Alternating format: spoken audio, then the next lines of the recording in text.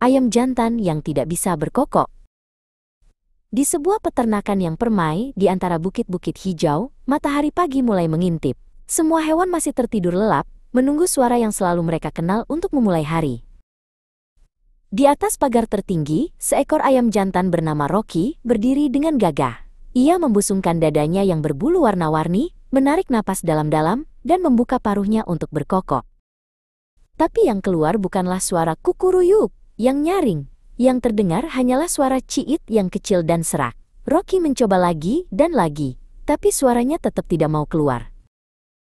Satu persatu, hewan-hewan lain mulai terbangun, bukan karena kokokan, tapi karena keheningan yang aneh. Mereka menatap Rocky dengan bingung. Petani pun keluar dari rumahnya, menggaruk-garuk kepalanya yang tidak gatal. Rocky merasa sangat malu. Ia melompat turun dari pagar dan berlari bersembunyi di balik tumpukan jerami di dalam gudang. Ia merasa seperti ayam jantan yang gagal. Kenapa wajahmu murung sekali, anak muda?" Sebuah suara bijak bertanya.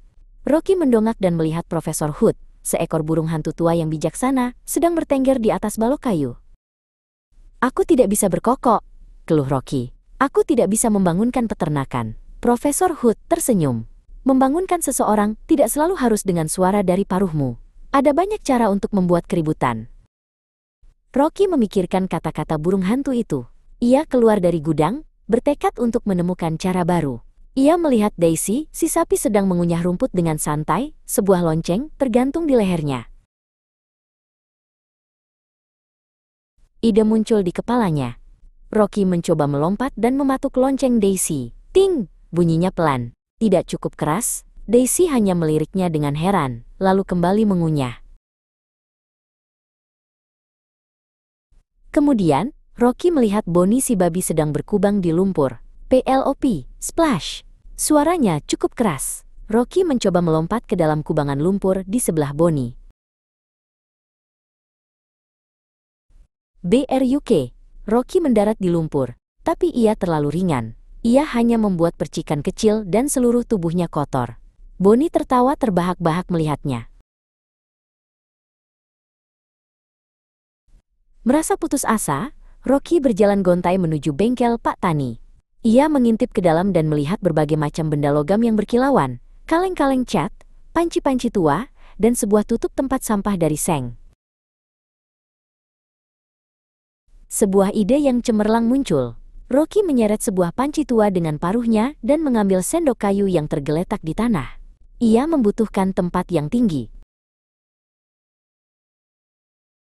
Ia melihat tumpukan labu yang ditumpuk tinggi di dekat gudang. Dengan susah payah, ia mendorong panci itu ke atas tumpukan labu satu persatu hingga mencapai puncak. Keesokan paginya, sebelum matahari terbit, Rocky sudah berada di pos barunya. Ia tidak akan berkokok. Ia akan menjadi penabuh drum peternakan. Tepat saat cahaya pertama muncul, Rocky mulai beraksi. Ia memukulkan sendok kayu itu ke panci sekuat tenaga. Tang! Tang! Tong! Suara itu sangat keras, jauh lebih keras dari kokokannya. Suara itu menggema di seluruh peternakan, memantul dari gudang dan rumah petani. Daisy si sapi mengangkat kepalanya. Bonnie si babi berhenti mendengkur. Domba-domba di padang rumput melompat kaget. Semua hewan terbangun. Pak Tani berlari keluar rumah, mengira ada apa. Ia melihat Rocky di atas tumpukan labu, dengan bangga memukul-mukul pancinya. Melihat semua hewannya sudah bangun, Pak Tani tertawa terbahak-bahak. Ia mengacungkan jempolnya pada Rocky. Semua hewan lain pun bersorak untuk Rocky. Mereka tidak peduli, ia tidak bisa berkokok. Ia telah menemukan caranya sendiri untuk menjadi pahlawan pagi hari.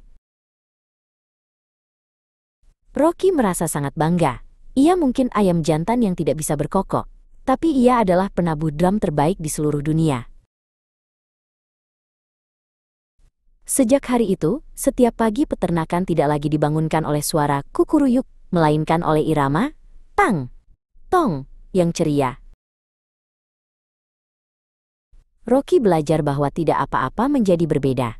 Terkadang cara yang berbeda adalah cara yang lebih baik, lebih seru, dan pastinya lebih berisik. Dan di peternakan yang permai itu, sang ayam jantan penabuh drum hidup bahagia selamanya, memastikan tidak ada satupun yang pernah kesiangan lagi.